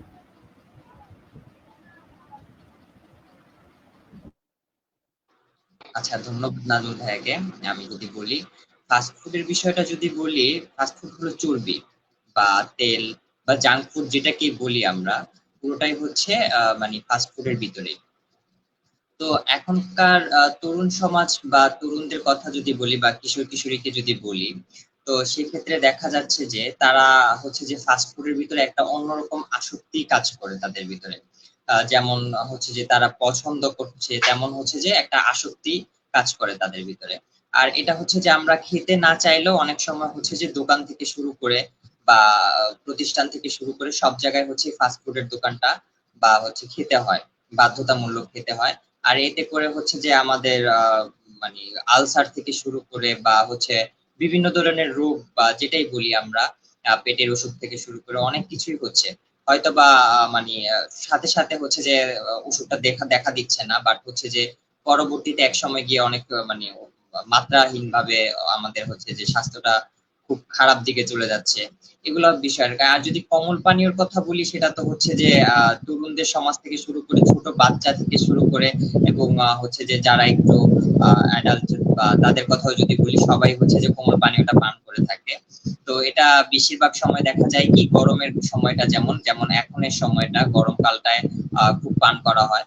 তো এতে কি হয়, এতে তো প্রথমত পানি শূন্যতা কোনো ঘাটতি পূরণ হয় না, তার মধ্যে এতে থাকে অতিরিক্ত মাত্রায় চিনি যেমন, বা হচ্ছে যে কৃত্রিম আরো অনেক কিছু থাকে। তো এটাও কিন্তু আমাদেরকে হচ্ছে মানে মৃত্যুর দিকে এগিয়ে নিয়ে যাচ্ছে, বা হচ্ছে যে বলা যাচ্ছে যে আস্তে আস্তে ভিতরটা বা ভিতরের দিকটা অনেক ক্ষতি করে দিচ্ছে। আহ আর এছাড়াও যদি আমি আরো কিছু বলি অ্যাড করি, যেমন হচ্ছে যে এই ফাস্ট ফুডের পরেই বা হচ্ছে যে ফাস্ট ফুডের পরেই এটা খাওয়া হচ্ছে। তো একে তো ফাস্ট ফুডের একটা ক্ষতিকর দিক থাকে, তারপরে হচ্ছে যে কোমল পানীয়ের একটা দিক থাকে, চিনি কৃত্রিম, তারপর হচ্ছে আরো বিভিন্ন ধরনের কেমিক্যাল থাকে, বিভিন্ন ব্র্যান্ডের বিভিন্ন কেমিক্যালের যে মাত্রাগুলো থাকে। তো এতে করে হচ্ছে যে আমাদের স্বাস্থ্যের দিকটা অনেকটাই ঝুঁকে পড়ে যাচ্ছে। তো আমরা যদি হচ্ছে যে একটু মানে নিয়ম করে হচ্ছে বা হচ্ছে নিজেদের ভিতর থেকে যদি একটু সচেতনতা করি, বা হচ্ছে যে ফ্রেন্ড সার্কেল বা হচ্ছে যে তরুণদের মধ্যে বা কিশোর কিশোরীদের ভিতরে যে স্কুল বা কলেজের যে একটা বিষয় থাকে, সেখানে হচ্ছে যে পুষ্টির মাত্রাটা নিয়ে যদি বলি, যেমন বলা হচ্ছে যে আমি আমার আজকে দেখো আমি আজকে এই জিনিসটা খাচ্ছি, তুমি কিন্তু এই জিনিসটা খেতে পারো। তো সেক্ষেত্রে দেখা যাচ্ছে যে পুষ্টিটা আমার ভিতরেও ঢুকলো, আমার সাথে যে আমার বন্ধু বলি বা মানে সম যে বলি, যার কথাই বলি, তারও হচ্ছে যে পুষ্টিটা ঢুকলো। তো এতে করে আমরা পুষ্টির যে একটা ঘাটতি থাকে, সেই ঘাটতিটা পূরণ হলো, এই আর কি। আহ, ধন্যবাদ তাহসেন। আসলে এই বিষয়গুলো আমাদের তরুণ এবং কিশোর কিশোরীদের জন্য খুবই গুরুত্বপূর্ণ, কারণ আমাদের আসলে বর্তমান তরুণরা, কিশোররা এবং আসলে শিশুরাও এর মধ্যে আসলে প্রচুর পরিমাণে ঝুঁকে পড়ছে, যেটা আসলে আমাদের পরবর্তী প্রজন্ম বা আমাদের ভবিষ্যৎ প্রজন্মের জন্য আসলে হুমকি স্বরূপ হয়ে উঠছে। তো আমি আসলে আবার একটু চলে যেতে চাই আশফিয়া আশফিয়া আজিম ম্যামের আপার কাছে। আপা, আমরা জানি যে বাংলাদেশ সরকার কিশোর কিশোরীদের পুষ্টি উন্নয়ন বিষয়ে বেশ কিছু উদ্যোগ নিয়েছেন এবং পাশাপাশি বেসরকারি সংস্থাগুলো কাজ করছে, যেমনটা আপনি আপনার প্রথম আলোচনায় শেয়ার করেছিলেন। যে ধরনের নীতি ও কৌশলগুলো আসলে গ্রহণ করা হয়েছে তা আরো যুগোপযোগী করতে কিশোর কিশোরীদের কিভাবে অন্তর্ভুক্ত করা যেতে পারে? আমরা জানি যে ইউথদের এঙ্গেজমেন্ট বা কিশোর কিশোরীদের এঙ্গেজমেন্টটা খুবই গুরুত্বপূর্ণ যে কোনো পলিসি লেভেল এর জায়গাতে। সেই জায়গাটা যদি আপনি একটু ইলাবোরেট করতেন। Thank you very much Nazmul. আমি আসলে কি বলবো যে কিছুক্ষণ আগে আমি খুব মন দিয়ে শুনছিলাম প্রান্ত এবং সুমাইয়ার কথা। প্রান্ত খুবই অ্যাওয়ার, বললেন যে তিনি কিন্তু নিউট্রিশন সম্পর্কে অনেক কিছু জানেন, তিনি নিউট্রিশন নিয়ে অনেক কথাবার্তা বললেন। পাশাপাশি সুমাইয়ার থেকে আমরা যেটা জানলাম যে এই যুগের ট্রেন্ড মানে এক্স্যাক্টলি কোন কোন জায়গাগুলাতে এখনকার কিশোর কিশোরীরা আসলে তারা যে সবসময় বই পড়ে জানছে তা কিন্তু না, পাঠ্য বই হোক বা বাইরের বই হোক সেখান থেকে যে তারা সব ইনফরমেশন পাচ্ছে তা না। এর বাইরে এখন অনেক সোশ্যাল মিডিয়ার জায়গা হয়েছে, তারা বিভিন্ন মানে প্ল্যাটফর্মে ঘোরাঘুরি করে, ফলে বিভিন্ন সোর্সে কিন্তু তারা নানান ধরনের ইনফরমেশন গুলা তারা পাচ্ছে। তার মধ্যে সবসময় যে সঠিক ইনফরমেশন গুলোই তারা পাচ্ছে তা না, কখনো কখনো তারা কিন্তু এমন কিছু ইনফরমেশন পাচ্ছে যেগুলো ভ্রান্তিমূলক। হ্যাঁ, তো এই জন্য আসলে আমি মনে করি যে সরকার যখন কোনো ধরনের নীতি নির্ধারণী পর্যায়ে যখন তারা কোনো গাইডলাইন তৈরি করে, কোনো স্ট্র্যাটেজি তৈরি করে, তখন কিন্তু তাদের সবসময় শুধু সরকার কেন, সরকার এবং বেসরকারি প্রতিষ্ঠান যারাই এই ধরনের এই যে strategy, guideline, operational guideline, policy document এগুলো যখন তৈরি করেন, তখন অবশ্যই কিশোর কিশোরীদেরকে এর সাথে মানে সংযুক্ত করা উচিত। যেমন ধরেন ন্যাশনাল নিউট্রিশন পলিসি এখন রিভাইজড হচ্ছে, তাহলে এখানে কি করা যেতে পারে? এখানে ন্যাশনাল নিউট্রিশন পলিসির মধ্যে কিশোর কিশোরীর পুষ্টির কথাটা আসা খুবই জরুরি। এখন এই পলিসিটা রিভিশনের কাজ যখন হাতে নেওয়া হয়েছে, তখন নীতি নির্ধারকেরা কিন্তু বিভিন্ন ধরনের ওয়ার্কশপ, বিভিন্ন ধরনের আলোচনা এগুলো করে থাকে, এবং বেশিরভাগ ক্ষেত্রে আমরা যেটা দেখে থাকি তারা বিভিন্ন নীতি নির্ধারকদের গভর্নমেন্ট অফিসিয়ালদের, এছাড়া বেসরকারি প্রতিষ্ঠানে যারা পুষ্টি নিয়ে কাজ করছে, স্বাস্থ্য নিয়ে কাজ করছে, তাদেরকে এর মধ্যে রাখেন এবং তাদের মতামতটাই তারা গ্রহণ করেন। কিন্তু যদি খুব ভালো হয় যদি আমরা কিশোর কিশোরীদেরকে রাখতে পারি, তাহলে আসলে তাদের কথাগুলো উঠে আসে। যেমন সুমাইয়া বললেন যে ও জানতে চায় যে কোন ধরনের খাবার খেলে ওকে দেখতে আরো ভালো লাগবে, কোন ধরনের খাবারগুলো খেলে আসলে তাদের স্বাস্থ্য ভালো থাকবে, তারা লম্বা হবে, দেখতে অনেক বেশি প্রেজেন্টেবল হবে, এই জিনিসগুলা, এবং সেগুলো করার জন্য কি কি মাধ্যমে আমরা যেতে পারি, এইসব ইনফরমেশন গুলো আমার আপনার থেকে আসলে কিশোর কিশোরীদের কাছ থেকে আমরা কিন্তু পেয়ে যেতে পারি, এবং তাদের কাছ থেকে আমরা এমন এমন কিছু সমস্যা সমাধান এবং এমন কিছু তথ্য পেতে পারি যা আসলে নীতি নির্ধারণী পর্যায়ে খুবই কাজে লাগবে, এবং তাহলে আমাদের যে সমস্ত গাইডলাইন, কারিগরি যে সমস্ত ডকুমেন্টগুলো তৈরি হয় সেগুলো আসলে অনেক বেশি ব্যবহারযোগ্যতা পারবে বলে আমি বিশ্বাস করি। ধন্যবাদ। ধন্যবাদ আপা, আসলে একমত পোষণ করছি আপনার সাথে। আসলে যারা সমস্যা ফেস করছে তাদেরকে যদি আমরা অন্তর্ভুক্ত না করি তাহলে আসলে সে গাইডলাইন বা আমরা যে প্ল্যানগুলো আগাচ্ছি সেটা আসলে প্রপার হবে না বা সেটা আমাদের কাজে আসবে না। এবং এই জায়গাটাই আসলে আমরা সবসময় বলতে চাই, একজন ইউথ অর্গানাইজেশন হিসেবে, একজন ইউথ হিসেবে, কিংবা আমাদের যারা তরুণ আছে তারাও ঠিক একই কথাটি সবসময় বলতে চায় যে তাদের সম্পৃক্তকরণটা খুবই জরুরি। এই মুহূর্তে আমি আসলে আবার সুমাইয়ের কাছে যেতে চাচ্ছি। সুমাইয়া, আসলে আপনি যদি আমাদেরকে একটু বলতেন যে আমরা আসলে আমাদের তরুণ কিংবা কিশোর কিশোরদের প্রায়ই দেখে থাকি যে তারা সকালবেলার যে নাস্তাটা আছে সেটা প্রায় সময় তারা অপর্যাপ্ত করে থাকে, কিংবা খাবারের প্রতি একটা অনীহার বিষয় থাকে যে আমি ভালো লাগছে না, খাবো না, এরকম আমরা বলে থাকি, আমরা দেখে থাকি। সো একজন তরুণ বা কিশোর হিসেবে এই বিষয়টি থেকে আমরা কিভাবে বের হয়ে আসতে পারি, এই বিষয়টা সম্পর্কে যদি আপনি একটু বলতেন।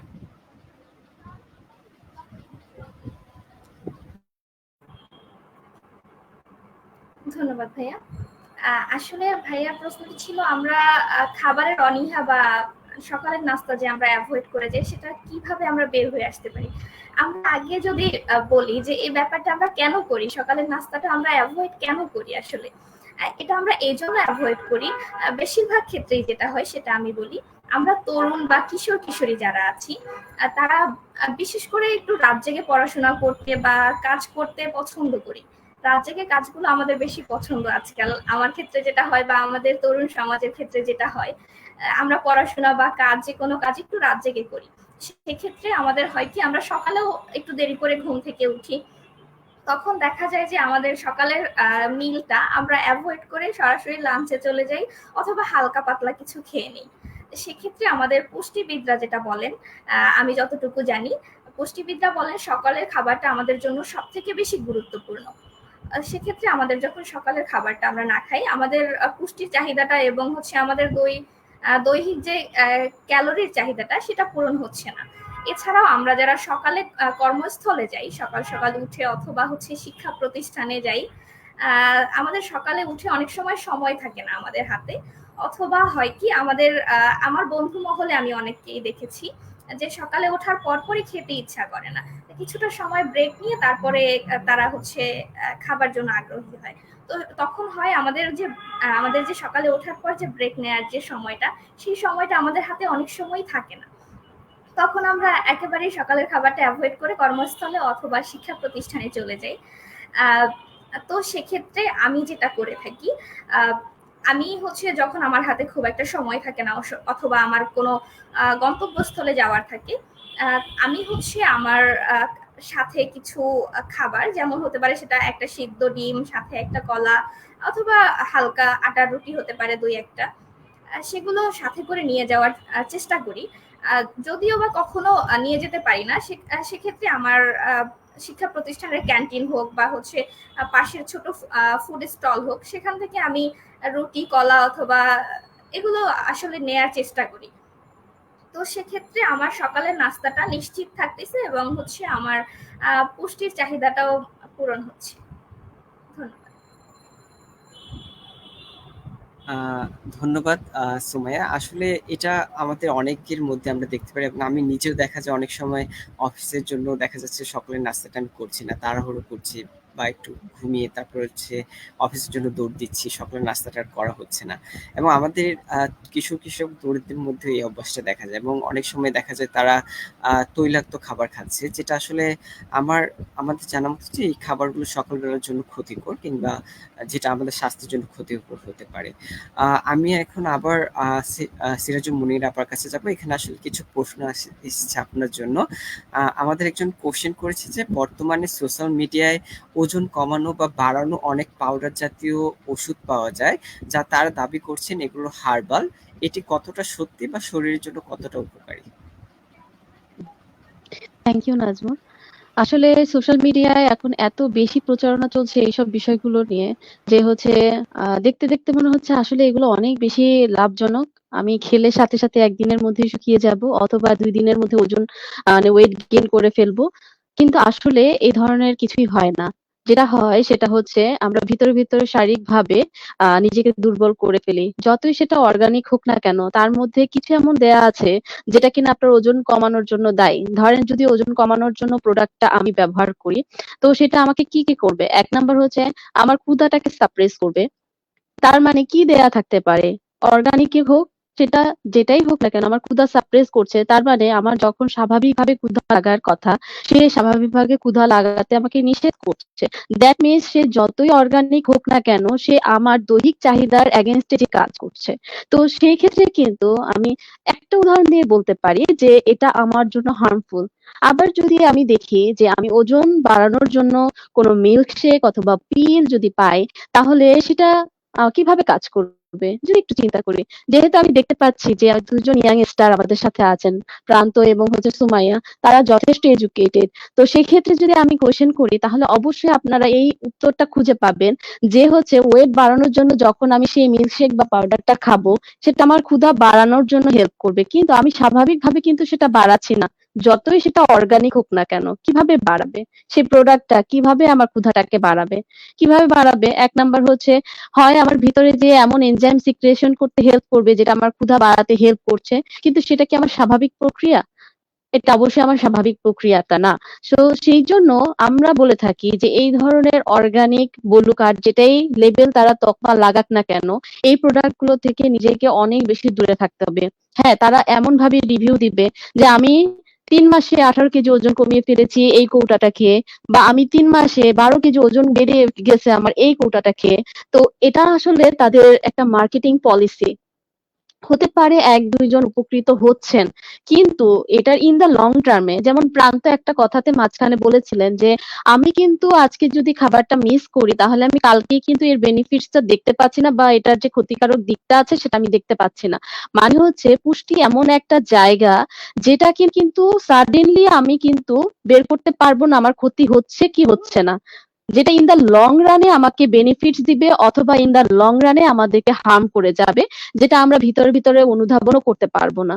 যেমন হচ্ছে আমি একটা কথাতে গিয়ে বলেছিলাম যে হচ্ছে কিটো ডায়েটের কথা। আমাদের দেশে যে ধরনের কিটো ডায়েট চলছে, এখানে কোনো ধরনের নিউট্রিশনিস্ট বা হচ্ছে কোনো ধরনের কারো পরামর্শ ছাড়া কোনো মানে আমার মন মতো আসলে কিটো প্র্যাকটিস হচ্ছে। সোজা কথা, কিটো ডায়েট বা ফ্যাট ডায়েট বলি, আমি কিটো শুধু না বলি, অন্য ডায়েটও যাচ্ছে। যেমন হচ্ছে কেউ হচ্ছে ২ দিন পরে কাজিনের বিয়ে, আমি এমনও পেশেন্ট দেখেছি যে ২ দিন পরে কাজিনের বিয়ে সে জিএম ডায়েট বা হচ্ছে ডিম ডায়েট বা এই ধরনের কিছু একটা করেছে, বা প্রোটিন ডায়েট কিছু একটা করেছে। ফলশ্রুতিতে সে হচ্ছে যেদিন বিয়ে সেদিনই হচ্ছে মাথা ঘুরে পড়ে যাচ্ছে। তো এই যে এই ধরনের ফ্যাট ডায়েট গুলো আছে, এগুলো ইন দা লং রানে কিন্তু আমাদেরকে হার্ম করে। যেমন হচ্ছে সেদিনকারই আমার চেম্বারে একজন ১৩ বছর বয়সী কিশোর এসেছেন। তার কি সমস্যা? তার হচ্ছে দীর্ঘ জানুয়ারি মাস থেকে মে মাস পর্যন্ত একটু একটু করে জ্বর আসে, এবং সেই জ্বর আসে যেটা হচ্ছে গায়ে ওঠে না, কিন্তু তার জ্বর জ্বর লাগছে। ইভেন তার হচ্ছে ক্ষুধা ক্ষুধা ভাবটা কমে গেছে আগের থেকে, সে মুখে খাবার নিলে তার বমি আসছে। তো এই যে ব্যাপারগুলো, এটা কিন্তু একদিনে তৈরি হয়নি। এগুলো তৈরি হওয়ার কারণ হচ্ছে সে গত ১ বছর ধরে টানা তার স্কুলে সকালবেলার নাস্তায়, যে একটু আগে সকালের নাস্তা নিয়ে কথা হচ্ছিল। স্কুলে যখন যাচ্ছিল সকালবেলার নাস্তা সে স্কিপ করে গেছে। তার সকালবেলা ৮টায় স্কুল। সে ৮:৩০টার সময় ঘুম থেকে উঠে রেডি হয়ে স্কুলে চলে যাচ্ছে। ১০টার সময় একটা সিঙ্গারা অথবা সমুচা খেয়ে তার ব্রেকফাস্ট করছে।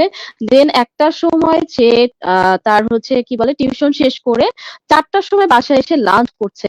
তো এই ক্ষেত্রে আমরা কিন্তু দেখলাম যে ১ বছরের এই ধরনের প্র্যাকটিসে পরের বছরে যেয়ে তার কিন্তু এই ধরনের সিম্পটমস গুলো আসছে, যেটা কিন্তু অনেক লং টার্ম। তো পুষ্টি কিন্তু আমি আজকে করলে কালকেই পাবো এর রেজাল্ট এরকমের না। তো পুষ্টি হচ্ছে একটা প্র্যাকটিস। সো ব্যালেন্স ডায়েট, স্বাস্থ্যকর খাবার, সুষম হেলদি হ্যাবিট এগুলো কিন্তু খুব ইম্পর্টেন্ট। সাথে সাথে এই ধরনের যে প্রচার প্রচারণাগুলো চলছে সেগুলোকে আসলে ব্যান করা উচিত। এবং আমাদের যেহেতু এখন ইয়তরা অনেক বেশি আপ টু ডেট, তাদের ভালো করে জানিয়ে দেওয়া উচিত যে এই ধরনের প্রোডাক্ট পলিসি এগুলো আসলে কোনো কাজের না। যতই তারা অর্গানিক লাগাক অথবা যতই হার্বাল প্রোডাক্ট বলুক না কেন, এগুলো থেকে আসলে 100% দূরে থাকাই যথেষ্ট। স্বাস্থ্যকর সুষম খাবার একজন ওজন বাড়ানোর জন্য যথেষ্ট, একজনের ওজন কমানোর জন্য যথেষ্ট। আগে দেখতে হবে তার কতটুকু প্রয়োজন, কি পরিমাণে প্রয়োজন, কতটুকু পরিমাণে খেতে হবে। তার সাথে তার প্রপার ঘুম আছে কিনা, পানি খাচ্ছে কিনা এবং কোনো না কোনো ধরনের পুষ্টির উপাদানের ঘাটতি আছে কিনা সেগুলো বিবেচনাধীন করে তাকে পর্যাপ্ত সাপ্লিমেন্টেশন দিলে তার ওজন ঠিক মতোই থাকবে। কখনো ওজন বাড়বেও না, কখনো ওজন কমবেও না। ঠিক আছে? খুবই সুন্দর আলোচনা করেছেন আপা। আর একইভাবে আসলে আমাদেরকেও এই যে সামাজিক যোগাযোগ মাধ্যম বা বিভিন্ন মাধ্যমে যে তারা নেগেটিভ মার্কেটিং করছে বা তাদের পণ্যের যে প্রচার করছে, সেই জায়গাটাতেও আসলে আমাদেরকে সচেতন হতে হবে এবং আমাদের গভর্নমেন্ট এবং অন্যান্য যে সকল সংগঠনরা কাজ করছে তাদের সহযোগিতাটা আমাদের এই জায়গাটা প্রয়োজন। যেহেতু এই সকল পণ্যগুলো ক্ষতিকর এবং দীর্ঘস্থায়ী কোনো ফলাফল দিচ্ছে না, সেই ক্ষেত্রে আমাদেরকে এই জায়গাটা থেকে নজর দিতে হবে। আমি এখন আবার একটু প্রান্তর কাছ থেকে শুনতে চাই। প্রান্ত, আসলে আমরা জানি যে আসলে কিশোর কিশোরী বা তরুণদের আসলে একটা বড় অংশেরই আসলে তৈলাক্ত খাবার, ফুচকা, চটপটি, সিঙ্গারা এই ধরনের খাবারগুলো আসলে খুবই পছন্দের তালিকায়। এবং আমরা আহ অন্যদিকে আসলে কিশোর কিশোর এবং তরুণদের পছন্দের তালিকায় ফল এবং কিংবা শাকসবজি খুবই কম থাকে পছন্দের তালিকায়। এই যে চিত্রটা যেটা আমরা দেখছি, এবং এই চিত্রটা আসলে আমরা কিভাবে বদলাতে পারি, বা এটা আসলে আপনি কি মনে করেন যে আমরা আসলে এই জায়গাটা থেকে কিভাবে বের হয়ে আসতে পারি, বা এর জন্য আমরা কি করতে পারি? একজন তরুণ হিসেবে আপনি কি মনে করেন? আমি যদি এটার দিকটা বলি বা হচ্ছে মানে এই প্রসঙ্গে যদি বলি, তো হচ্ছে চটপটি বা আপনার কথা ধরে যদি বলি চটপটি বা ফুচকা বা হচ্ছে যেটাই হোক, এটার ভিতরে হচ্ছে যে তরুণ সমাজ বা কিশোর বা কিশোরীদের যে বিশেষ করে কিশোরীদের মানে এটার ভিতরে খুবই একটা অন্য ধরনের মানে আকর্ষণ থাকে। আর আমরা লক্ষ্য করলে দেখতে পারি যে অনেক সময় দেখা যায় কি বাইরে বের হলেই এই খাবারটা আমাদের খুবই মানে কাছাকাছিও থাকে আর খেতেও ভালো লাগে আর মানে আসক্তি বলা যায় এটা এক ক্ষেত্রে। তো এতে তো এক প্রথম পর্যায়ে আমাদের ভিতরে কোনো পুষ্টি ঢুকছে না। আর দ্বিতীয়ত যদি আমরা বলি এটা হচ্ছে যে আমাদেরকে মানে আস্তে আস্তে শেষ করে দিচ্ছে ভিতরটা। প্রথমত তো এটা মানে কোনো ধুলাবালি থেকে শুরু করে অস্বাস্থ্যকর খাবার এটা। আর তার মধ্যে হচ্ছে যে যদি ভাজা পোড়া তৈলাক্ত যেটা বলি এটা হচ্ছে যে মানে কর্মস্থল থেকে শুরু করে প্রত্যেকটা ক্ষেত্রেই ভাজা পোড়ার বিষয়টা কি। যেমন আমরা যদি হচ্ছে যে অনেক সময় অনেক ক্ষেত্রে বলা যায় যে বিকাল বা সকালে যদি নাস্তাটা ধরি সেই ক্ষেত্রে কিন্তু ভাজা পোড়াটাই আমাদের বেশি আসে। যেমন সকালে যদি ধরি তো সেক্ষেত্রে দেখা যায় একটা অনেক সময় অনেকে মানে ভাজা রুটিটা খাচ্ছে, আবার একটু চা খাচ্ছে। তো এই যে মানে তাড়াহুড়ার ক্ষেত্রে চাটা খাচ্ছে, শুধু চা খেয়ে বের হয়ে যাচ্ছে, তো ভাজা রুটিটা খাচ্ছে। তো এই ভাজা রুটিটা চাটা বাদ দিয়ে যদি আমরা একটু যদি একটা কলা অ্যাড করতে পারি, একটা ডিম অ্যাড করতে পারি, তো এতে কি হচ্ছে পুষ্টির মানটা বা পুষ্টিটা আমাদের ভিতরে ঢুকতেছে। তো এই পুষ্টির মানটা ভিতরে ঢোকার কারণে আমাদের মানে সৌন্দর্যটা বা যেটাই বলা যায় যে আমরা একটা সুন্দর আহ দিকটা ইয়া করতে পারি, সমাজের সুন্দর ইয়া হতে পারে। কারণ কি আমি একটা ভাজা রুটি খেলাম সকালবেলা উঠেই, তো সেক্ষেত্রে আমার হচ্ছে যে সারাটা দিন বা সারাটা দিনই বলা যায় যে আমার ভিতরে একটা অস্বস্তিকর ভাব দেখা দিচ্ছে।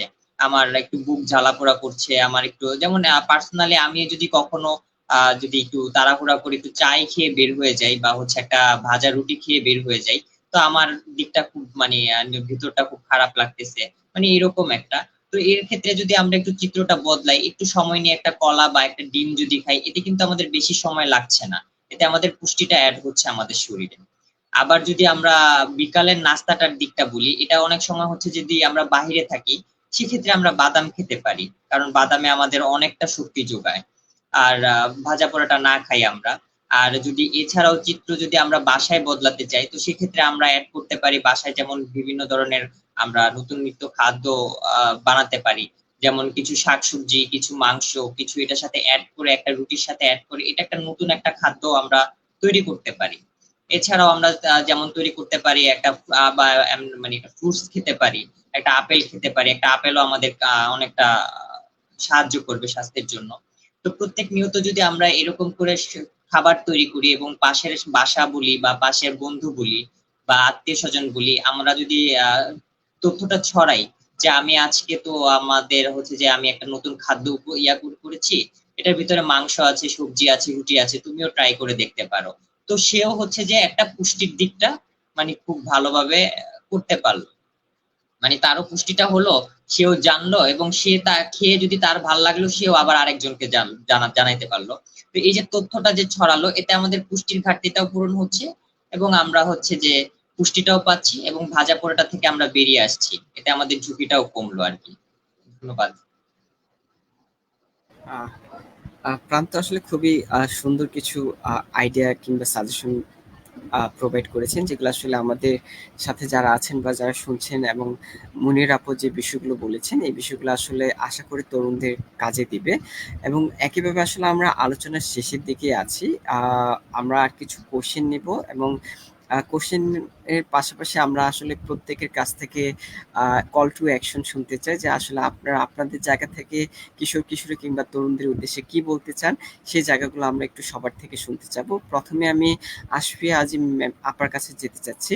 আপা জাস্ট একটু অ্যাড করে দেবেন, এই যে এতক্ষণ তরুণরা কথা বললো সেই জায়গার পরিপ্রেক্ষিতে আসলে আপনারা ওদের কথার পরিপ্রেক্ষিতে আসলে আপনি কি ভাবছেন, কিংবা আপনারা আমাদের ভবিষ্যৎ প্রজন্মের জন্য আসলে কোনো আশাবাণী আছে কিনা এই নিউট্রিশনের জায়গা থেকে, সেই জায়গাটাকে ফোকাস করে যদি আপনি আপনার জায়গাটা শেয়ার করতেন। Thank you very much. আশার বাণী অবশ্যই আমরা খুবই আশাবাদী এবং আমাদের তরুণ প্রজন্মদেরকে নিয়ে আমরা আসলে খুবই গর্বিত, কারণ আমাদের সময় থেকে এখনকার যারা কিশোর কিশোরী তরুণ তরুণী তারা অনেক বেশি চৌকস, অনেক বেশি তথ্য তাদের কাছে আছে এবং তারা জানে কিভাবে এই তথ্যগুলোকে কাজে লাগিয়ে সামনের দিকে এগিয়ে যাওয়া যায়। আমি যেহেতু পলিসি নিয়ে কাজ করি এবং আমি সরকারের বিভিন্ন প্রোগ্রামের সাথে ওতপ্রোতভাবে জড়িত, সেক্ষেত্রে আমার এখানে কলটা যেটা থাকবে সেটা হচ্ছে যখনই আমরা কিশোর কিশোরীদের কে নিয়ে গঠিত কোনো ওয়ার্কশপ, সেমিনার যাই অ্যারেঞ্জ করি না কেন, কিংবা আমরা যদি কোনো গাইডলাইন, স্ট্র্যাটেজি, পলিসি পেপার যাই তৈরি করি না কেন, আমরা যেন এনশিওর করি যে সেখানে কিশোর কিশোরীদের মতামতটা থাকে, তাদের অংশগ্রহণটাকে যেন আমরা নিশ্চিত করতে পারি। এটার জন্যই আমি আগামীতে কাজ করে যাব কিশোর কিশোরীদের সাথে। ধন্যবাদ। খুবই ধন্যবাদ আপা। এই বিষয়টা আসলে আমাদের সকলের জন্য খুবই গুরুত্বপূর্ণ। আমরা আশা করি যে ভবিষ্যতে আমরা এরকম অপরচুনিটি গুলো আমাদের কিশোর কিশোরী এবং তরুণরা পাবে। সুমাইয়া, আপনি যদি আমাদের তরুণ কিংবা কিশোর কিশোরীদের জন্য কিছু বলেন।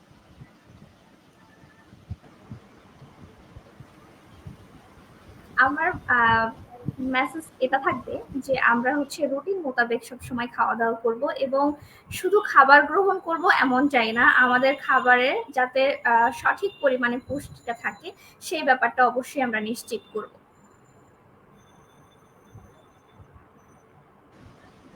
ধন্যবাদ সুমাইয়া। আমি এখন মুনির আপার কাছে যাব। আসলে মুনির আপা, আপনার জন্য আরো ৩ টা কোশ্চেন আছে, যেটা আসলে আমাদের অডিয়েন্সরা যারা শুনেছেন তারা করেছেন। আপনি ছোট করে বিষয়গুলো বলবেন। প্রথম কোশ্চেনটা হচ্ছে, শিশুরা কোমল পানীয় খেলে কি ক্ষতি হতে পারে? আমাদের আরেকজন কোশ্চেন করেছেন যে সকালে ঘুম থেকে উঠে প্রথমে লেবু গরম পানি খাওয়া কতটুকু উপকার? এবং থার্ড কোশ্চেনটা হচ্ছে, এই অসহ্য গরমে ঠান্ডা পানি খেলে কি সমস্যা হতে পারে? এটার পাশাপাশি আপনি ওকে আপনার কল টু অ্যাকশনটা আমাদের সাথে শেয়ার করবেন। ওকে প্রথমেই যেটা ছিল সেটা হচ্ছে যে শিশুরা কোমল পানীয় খেলে কি ক্ষতি হতে পারে। আহ প্রথমত আমি যেটা বলতে চাই সেটা হচ্ছে কোমল পানীয় যেটা আসছে সেটা হচ্ছে আসলে কি আমরা কি জানি?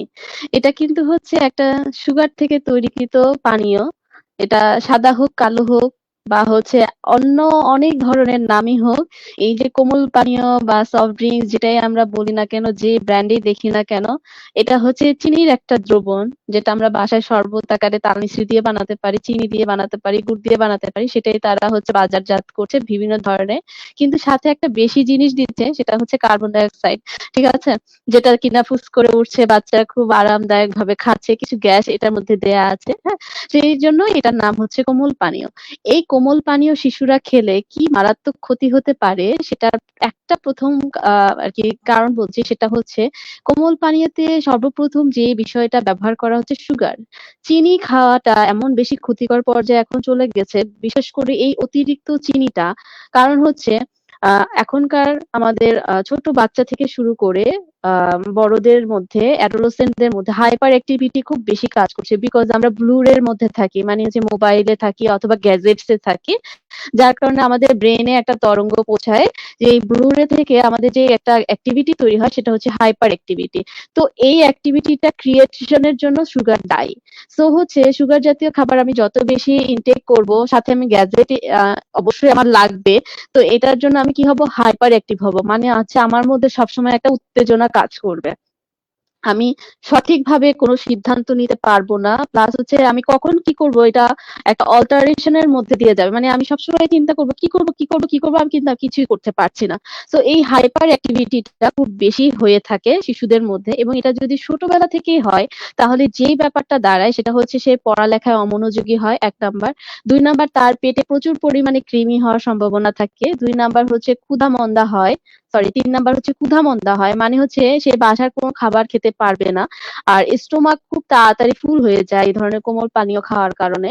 যার কারণে হচ্ছে দেখা যায় যে সে বাসার যেকোনো খাবারই খুব সামান্য পরিমাণে খাবে, এবং বাসার খাবার দীর্ঘদিন যদি কোমল পানীয় খেতে থাকে তাহলে বাসার খাবার একেবারে লিটারালি ছেড়েই দিবে। এবং ৪ নাম্বার হচ্ছে যে সে আসলে ওটার প্রতি আসক্ত হয়ে যাবে। আমরা শুধু মনে করি যে মাদকাসক্ত অথবা হচ্ছে টিভি আসক্ত অথবা মোবাইল আসক্ত। আসলে কিন্তু এটা না। প্রান্ত যেটা একটু আগে বলেছিলেন যে তারা কিন্তু আসক্তের মতো হয়ে যাচ্ছে, যে না চাইলে ওই গরমের মধ্যে দোকানে গিয়ে আমি ৳২০ দিয়ে একটা পানি কেন খাবো? তার থেকে একটা সফট ড্রিংকস খেয়ে ফেলি, এটা তাদের কাছে খুব বেশি আনন্দদায়ক মনে হয়। এই বিষয়টা থেকে সরানোর একমাত্রই উপায় হচ্ছে তাদেরকে কোমল পানীয় না দেওয়া। যদি সে না খায় তাহলে সে খেতে চাইবে না। কিন্তু সে যদি বারবার চায় তাহলে বারবারই যেতে থাকবে, এবং সেটা আসক্তির পর্যায়ে চলে যাবে, যে আপনি যদি তাকে সেটা না দেন তাহলে সে আপনার উপরে যেকোনো কিছুই টর্চার করতে পারে। সো এই ব্যাপারটাতে সাবধান থাকবেন। ২ নাম্বার হচ্ছে সুগার ছাড়া সেটা হচ্ছে যে আদার্স কালারিং এজেন্ট বা কেমিক্যাল ইউজ করা হয় সেটা হচ্ছে আহ কার্সিনোজেনিক, যেটাকে আমরা বলি ক্যান্সার তৈরির উপকরণ। তো এখন দেখা যাচ্ছে বেশিরভাগ শিশু কিশোরীরাই খুব ঘন ঘন ইনফেকশনে আক্রান্ত হয়। কিন্তু ইনফেকশন খুঁজে পাওয়া যায় না আসলে ইনফেকশনটা কোথায়। তার কোথায় ইনফেকশন হয়েছে। কিন্তু এই যে খাবারের মধ্যে বডির কোন জায়গায় ইনফেকশন হলো এটা যে আমরা খুঁজে পাচ্ছি না, এটার প্রধান কারণ হচ্ছে আমাদের এনভায়রনমেন্টাল এই যে হ্যাজার্ডস রয়েছে তা, এবং এই যে খাবারের মধ্যে আমরা যে কেমিক্যাল বা বিভিন্ন ধরনের প্রিজারভেটিভস, তারপরে বিভিন্ন ধরনের কালারিং এজেন্টস খাচ্ছি যেগুলো আসলে খাবারের উপাদান না, সেগুলো ইনহেল বা টেক করার কারণে। সো আপনি যদি আপনার শিশুকে স্বাস্থ্যকর ভাবে বাঁচাতে চান, ভবিষ্যতের জন্য ভালো রাখতে চান, তাহলে এই কার্সিনোজেনিক গুলো থেকে তাকে বাঁচিয়ে রাখতে হবে। কারণ এমনি আমরা আমাদের নিঃশ্বাসের মাধ্যমে প্রচুর কার্সিনোজেনিক নিচ্ছি, তারপর আমাদের পানির মাধ্যমে নিচ্ছি, কারণ আমাদের এনভায়রনমেন্টে অনেক হ্যাজার্ড। তারপরে যদি আপনি খাবারের থেকেও হ্যাজার্ড দিতে চান তাহলে তো অনেক সমস্যা। দ্বিতীয় প্রশ্ন কি ছিল নাজমুল, আমাকে একটু হেল্প করবেন? দ্বিতীয় প্রশ্নটা ছিল সকালে ঘুম থেকে উঠে ১ম এ লেবু গরম পানি খাওয়া কতটা উপকারী? আচ্ছা, আমরা লেবু, হ্যাঁ বলি। আপা আমরা মানে শর্ট করব আরকি। আ আচ্ছা, ওকে, ঠিক আছে। আচ্ছা, সকালে ঘুম থেকে উঠে লেবু গরম পানি আমরা না খেলেই ভালো। কারণ এতে আমাদের স্টোমাকের পিএইচ লেভেল বেড়ে যায়। মানে হচ্ছে সরি, কমে যায়। মানে হচ্ছে পিএইচ আমাদের স্টোমাক এসিডিক অবস্থায় থাকে। লেবু গরম পানি ইটসেলফ অ্যাসিডিক কন্ডিশনে থাকে, মানে হচ্ছে লেবুর পিএইচ, মানে এটা একটা অ্যাসিডিক, পিএইচ কম থাকে। তো তখন গেলে সারাদিন আমাদের গ্যাস গ্যাস ফিল হবে। তারপর আমরা কোনো খাবার খেলে সেটা খুব সহজে হজম হবে না, এবং খাবারের যে পুষ্টি উপাদানগুলো আছে সেগুলো অ্যাবজর্পশন, শোষণে মানে আমি খেলাম সেটা যদি আমার কাজে না লাগাতে পারি তাহলে তো সেই খাবারের কোনো মানে নাই, সেই খাবারটা ঠিক হবে না। তো লেবু গরম পানি যদি আমি খেতে চাই, দুপুরবেলা খাবার পরে খেতে পারি, রাতের বেলা খাবার পরে খেতে পারি, তাতে একটা ভালো দিক আছে যে খাবারটা ভালো করে হজম হবে, খাবারের যে পুষ্টি উপাদানগুলো বিশেষ করে আয়রন অ্যাবজর্পশনে সাহায্য হবে, এবং সাথে সাথে খাবার বডি থেকে যে বর্জ্য পদার্থগুলো তৈরি হচ্ছে সেগুলো বের হয়ে যাবে। থার্ড কোয়েশ্চেন কি ছিল? থার্ড কোশ্চেনটা ছিল যে ঠান্ডা পানি খাওয়াটা আসলে কতটা আচ্ছা, এই গরমকালে ঠান্ডা গরম? পানি আমরা খেতে পারি, তবে হচ্ছে সেটা খুব বেশি না।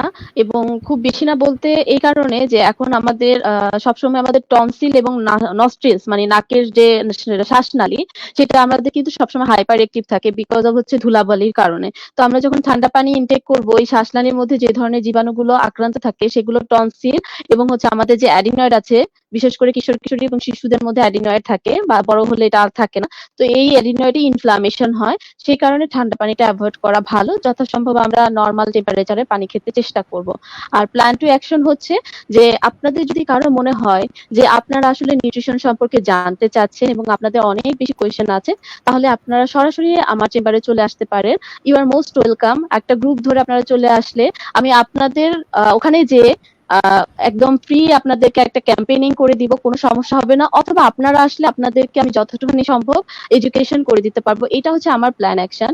আর আপনাদের জন্য যেটা হচ্ছে সেটা হচ্ছে আপনারা সবসময় চেষ্টা করবেন, আপনারা অনেক জানেন, আপনারা অনেক এডুকেটেড, তারপরও সঠিক যে তথ্যটা সেটা ইন্টারনেট থেকে নেওয়ার জন্য। ইন্টারনেটের সকল তথ্যই যে সবসময় সঠিক হবে সেটার কোনো মানে হয় না। তো সঠিক জায়গা থেকে সঠিক তথ্যটা নেওয়ার চেষ্টা করবেন, যাতে করে আপনাদের স্বাস্থ্যটা ভালো থাকে এবং আপনারা সুস্থ থাকতে পারেন। Thank you. ধন্যবাদ আপনাকে। আমরা এত সুন্দর আলোচনার জন্য সবাইকে অনেক ধন্যবাদ, এবং আমাদের সাথে যারা ছিলেন আশা করি তারা খুব ভালো কিছু দিক নির্দেশনা নিতে পেরেছেন, এবং আপা অনেকগুলো বিষয় শেয়ার করেছে আমাদের সাথে। এবং আপনাদের যদি এই ধরনের সংক্রান্ত কোনো ধরনের বিষয়ে সহযোগিতা লাগে তাহলে আপনারা সরাসরি সিরাজুল মুনির আপার কাছে রিচ করতে পারেন, কিংবা আমাদের সাথে যোগাযোগ করতে পারেন। সবাইকে ধন্যবাদ জানিয়ে আমি শেষ করব। এর আগে জাস্ট প্রান্ত আমাদের সাথে আবার যুক্ত হয়েছেন। প্রান্ত, জাস্ট 1 মিনিটে আপনি আপনার কল টু অ্যাকশনটা যদি আমাদের সাথে শেয়ার করেন।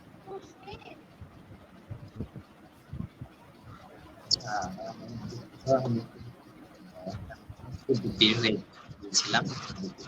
হ্যাঁ, আমি যাই বলছিলাম হোক, যদি আপনার শেষ মুহূর্তে যদি কিছু বলার থাকে কিশোর তরুণদের উদ্দেশ্যে। কিশোর কিশোরী বা তরুণ তরুণী যাদের কথাই আমরা বলি না কেন, সেটা হচ্ছে যে আমরা একটা তালিকা রাখবো। এই তালিকার মধ্যে দিয়ে আমরা হচ্ছে যে মানে যেন আমাদের দিনটা শুরু থেকে শেষ পর্যন্ত যেন আমরা ওই তালিকার ভিতরেই থাকি।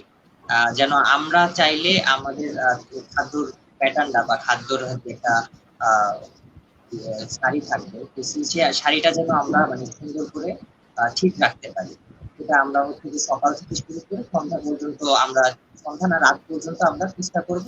আর সেই সাথে সাথে আমার সহপাঠী বলি বা আমার আশেপাশের মানুষজন বলি, তাদেরকে হচ্ছে যে আমার খাদ্যের প্যাটার্নটা বলবো, যেন তারাও হচ্ছে যে সেই ভাজা পোড়া থেকে বের হয়ে এসে পুষ্টি খাবারগুলা তারা গ্রহণ করতে পারে এবং ভালো সুস্থ থাকতে পারে।